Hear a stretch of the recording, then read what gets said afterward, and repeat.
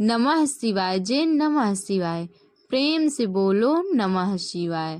फाल्गुन मास सभी के जीवन में ढेर सारी खुशियां लेकर आए। यह रंगों से भरा महीना और हरियालियों से भरा महीना बहुत ही पावन माना जाता है। फाल्गुन मास की पवित्र पौराणिक कथा का श्रवण आप लोग इसी वीडियो में करेंगे, जिसको सुनने से मनुष्य के सभी पाप धुल जाते हैं और मनोकामनाओं की पूर्ति होती है। नमस्कार भक्तों, जय श्री राम। स्वागत है आप सभी का अपने YouTube चैनल में। भक्तों, आज की वीडियो में आप लोग फाल्गुन मास की पवित्र पौराणिक कथा का प्रथम अध्याय का श्रवण करेंगे। कहते हैं इस कथा को सुनने से सभी मनोकामनाएं पूरी होती हैं और मोक्ष की प्राप्ति भी होती है। फाल्गुन महीने में दो त्योहार आते हैं। पहला है महाशिवरात्रि और दूसरा है होली। होली एक पवित्र त्योहार है जो फाल्गुन के महीने में मनाई जाती है। इस दिन लोग बहुत ही धूमधाम से रंगों का त्योहार मनाते हैं और इसी महीने में महाशिवरात्रि भी मनाई जाती है। इस दिन भगवान भोलेनाथ, माता पार्वती की शादी भी हुई थी, विवाह भी हुआ था, इसलिए यह विशेष हो जाता है। तो इस महीने में दो त्योहार आते हैं जो बहुत ही खास माने जाते हैं। तो आप लोगों को होली और महाशिवरात्रि की ढेर सारी शुभकामनाएं। भगवान भोलेनाथ की कृपा सभी भक्तों पर बना रहे। तो चलिए बिना देरी किए हुए वीडियो को शुरू करते हैं। फाल्गुन अंतिम महीना होता है और इस महीने से धीरे धीरे गर्मी के दिन शुरू हो जाते हैं और ठंड कम होने लगती है। फाल्गुन मास में श्री कृष्ण जी की भी पूजा होती है। हिंदू धर्म के अनुसार अनेक देवताओं में से एक चंद्र देवता हैं। चंद्र के देवता यानी कि भगवान शिव, और शिव जी ने चंद्रमा को अपने सिर पर धारण कर रखा है। अतः पुराणों की माने तो फाल्गुन मास चंद्रदेव की आराधना के लिए सबसे उपयुक्त समय होता है, क्योंकि यह चंद्रमा का जन्म माह माना जाता है। तो फाल्गुन के महीने में हमें चंद्रदेव की पूजा करनी चाहिए, इससे हमें शुभ फलों की प्राप्ति होती है। तो यह महीना खासकर चंद्रदेव और भगवान श्री कृष्ण की पूजा के लिए होता है। फाल्गुन माह में भगवान श्री कृष्ण की आराधना का भी विशेष महत्व होता है। इस माह में भगवान श्री कृष्ण के विशेषकर 3 स्वरूपों की पूजा करना बहुत ही लाभदायी माना जाता है। इसमें श्री कृष्ण के बाल स्वरूप, युवा स्वरूप के कृष्ण और गुरु स्वरूप की पूजा की जाती है। बाल स्वरूप की पूजा संतान पाने के लिए की जाती है। अगर कोई संतान के इच्छुक हैं, संतान प्राप्ति चाहते हैं, तो आप लोग बाल स्वरूप कृष्ण की पूजा कर सकते हैं। युवा स्वरूप कृष्ण का पूजन दाम्पत्य जीवन को मधुर बनाने हेतु किया जाता है। तो आप लोग युवा स्वरूप श्री कृष्ण की पूजा अपने दाम्पत्य जीवन को सुखमय बनाने के लिए कर सकते हैं। तो इस प्रकार से 2 स्वरूपों की पूजा हो गई। अब तीसरे स्वरूप, जो कि सभी लोगों को नहीं पता होगा कि भगवान श्री कृष्ण का तीसरा स्वरूप कौन सा है। तीसरा है गुरु रूप। कृष्ण का पूजन मोक्ष और वैराग्य पाने के लिए ही फाल्गुन के महीने में कृष्ण जी का पूजन अवश्य ही सभी को करना चाहिए। साथ ही श्री गणेश के पूजन का भी महत्व है। फाल्गुन महीने में अपने खान पान और दिनचर्या में बदलाव करना बहुत ही खास माना गया है, क्योंकि इस माह भोजन में अनाज का प्रयोग कम करके मौसमी फलों का सेवन अधिक करने की मान्यता है। फाल्गुन मास में हमें भगवान श्री कृष्ण के तीनों स्वरूपों की पूजा करनी चाहिए। जो भी चाहिए उसी अनुसार हमें पूजा भी करनी चाहिए। फाल्गुन के महीने में श्री गणेश जी का भी पूजन किया जाता है।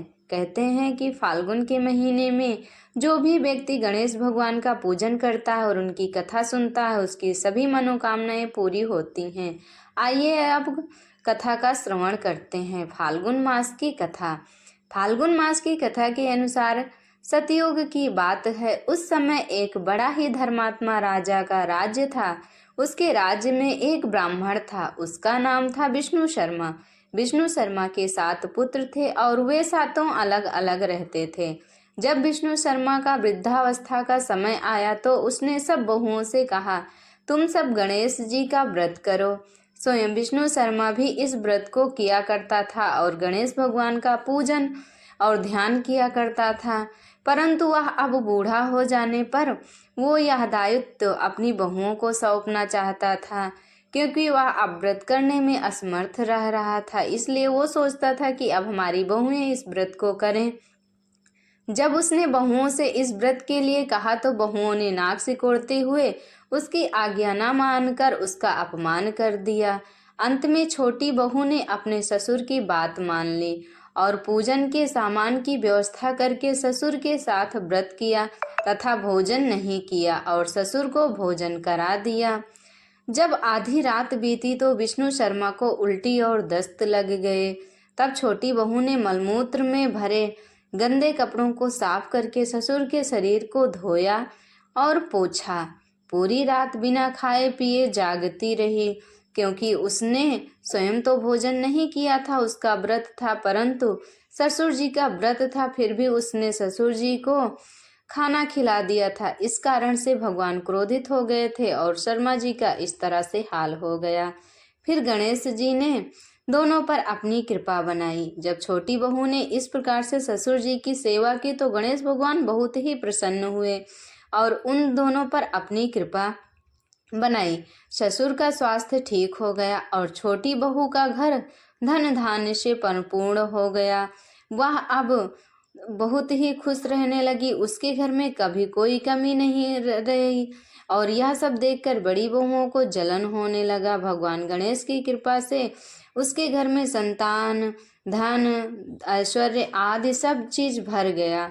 तत्पश्चात अन्य बहुओं को भी इस घटना से प्रेरणा मिली और उन्होंने भी गणेश जी का व्रत किया और इस प्रकार से व्रत किया और भगवान गणेश को प्रसन्न कर लिया। सारी बहुएं मिलकर भगवान गणेश का व्रत करती, पूजन करती और उसके बाद में व्रत संपन्न होने के बाद भगवान गणेश जी की कथा का श्रवण करती।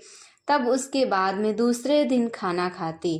अतः फाल्गुन मास में जो भी व्यक्ति सच्चे मन से गणेश जी का व्रत करता है, भगवान गणेश उसकी सभी मनोकामनाओं को पूरी करते हैं।